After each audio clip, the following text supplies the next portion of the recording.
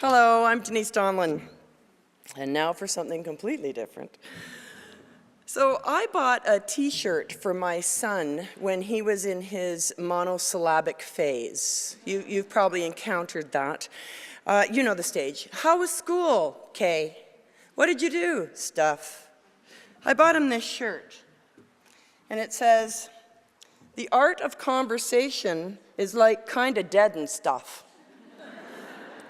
I was a little nervous giving it to him because I thought maybe it would be a self-fulfilling prophecy. But he's recovered, and thank goodness for that, because I love a good conversation. And I used to have great conversations with rock stars, believe it or not, big honkin' rock stars. In the 80s, I was a music journalist at the NewMusic, gallivanting around the world with my big rock hair and a microphone. I did almost 1,000 interviews with people like Leonard Cohen and Annie Lennox and Stevie Wonder and Eric Clapton. In those days, we'd sit down, usually for a whole hour, and talk about music and art and books and politics. The best interviews were the ones that transcended the artifice of the construct. I mean, obviously, they're sitting down to sell something. I'm sitting there to sell this interview to the audience. And when we could just talk, it was magic. The first time I interviewed Joni Mitchell, we talked so long that my Dieffenbachia lost the will to live. It was a huge plant, and it was behind her head, and under the hot lights, it just sank behind the couch.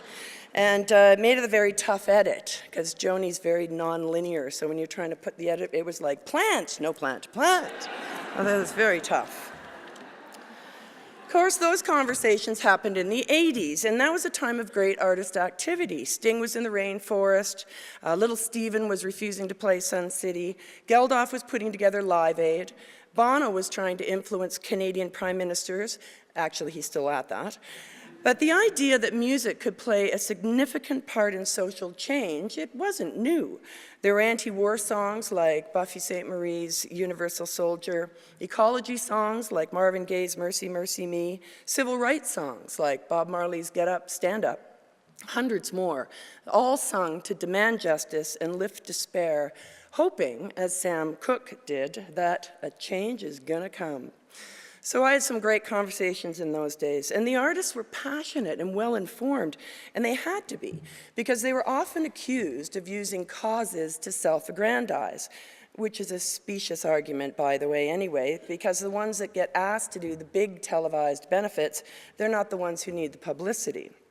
The bonus was that we were free to air these conversations in depth on television, and it resulted in some groundbreaking pop culture specials that, using music, explored serious issues for a youth audience around things like sexism and violence, racism, the environment, and tons more. It was a time when we expected our musical icons to have something meaningful to say, though that concept is now as outdated as my shoulder pads were then. Except for rare examples, we seem to all live now on a celebrity planet ruled by Kardashians. Even when celebrities do have something to say, they're seldom asked. George Clooney's a guy who cares a lot about what's happening in the world. He's traveled to Africa, he's got arrested in front of the Sudanese embassy. He walks the red carpet with his heavy hitter human rights lawyer partner, Amal. And yet, a conversation on the carpet with George is likely to go like this.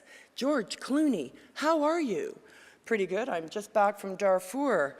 Really, Darfur? Is that on Rodeo Drive? Are you wearing Darfur? Style has won over substance, literally. Talk shows today are more carefully contrived. They're promotional and anecdotal, typically pre-scripted. Out in the field, preconditions are rampant, and reporters risk the camera being shut down if they stray into prickly territory. There used to be in-depth panel discussions on US television news, but it's a stretch to call the pundits yelling at each other at Fox News a conversation. And I think there's a reason a show like The Daily Show became a ratings winner. It's because people still crave smart.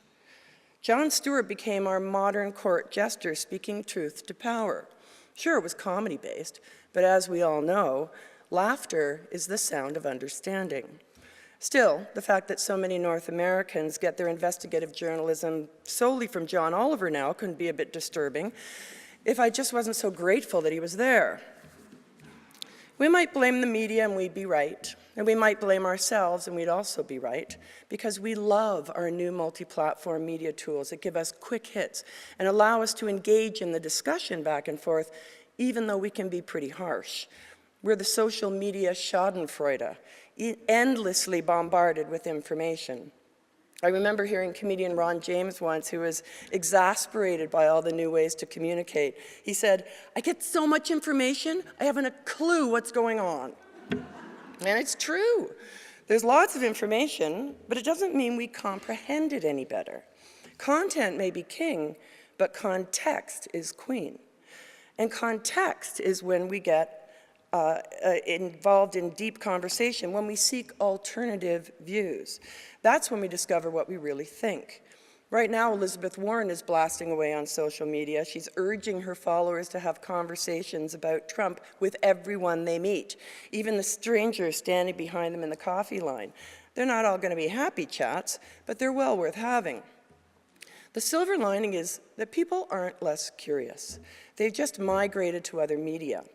We're learning to pay for deep content behind paywalls and on subscription sites. And some old media is stronger than ever. Whenever I hear Michael Enright on the Sunday edition, or Anna Maria Tremonti, or Sheila Rogers, I thank my lucky stars we still have CBC Radio, as embattled as it's been, where we can listen to smart talk and actively engage with it too. And why does it matter? Because we deserve to live in a thriving democracy of informed, engaged citizens, and conversation enables that. I didn't expect to have great conversation with rock stars, and okay, some of them are duds, but I love that the audience was exposed to new ideas through them, and I became more curious. And once I got curious, I got less meek and more engaged. And I went from interviewing thoughtful musicians to signing them. At Sony Music Canada, I signed a young artist named Jeremy Fisher, partly on the strengths of 2 lines in a song that went, "If you don't stand for something, you will fall for anything." Maybe that should be Hillary's campaign song at the moment. So the art of conversation is not like kind of dead and stuff, and artists don't have less to say. They just have new ways of reaching out directly to their fans. And we just have to work at it a little more to find what we need. And I think in many ways, proof of that is all you sitting here. Maybe the dearth of deep conversation on television is partly why we line up outside the door and come to live talk events like the Walrus Talks. Thanks. I look forward to our conversations in the lobby.